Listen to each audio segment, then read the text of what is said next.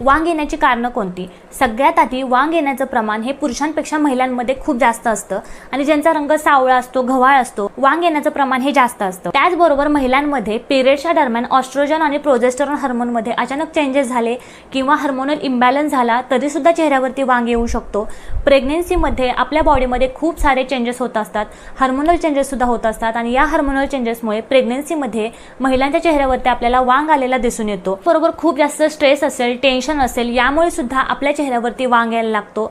रजोवृत्तीच्या वेळेस म्हणजे ज्या महिला 45 ते 50 या वयोगटातल्या असतात आणि त्यांची पिरियड्स म्हणजे त्यांची पाळी ही जात असते, अशा महिलांच्या बॉडीमध्ये सुद्धा हार्मोनल खूप जास्त प्रमाणात चेंज होत असतात, त्यामुळे त्यांच्या चेहऱ्यावरती डार्क स्पॉट यायला लागतात। म्हणजे जर आपण उन्हामध्ये काम करत असेल आणि आपल्या त्वचेचं उन्हापासून संरक्षण करण्यासाठी, उष्णतेपासून संरक्षण करण्यासाठी आपली त्वचा ही जास्त मेलॅनिनचं प्रोडक्शन करते, त्यामुळे काय होतं, आपल्या स्किनवरती खूप जास्त प्रमाणात हायपर पिगमेंटेशन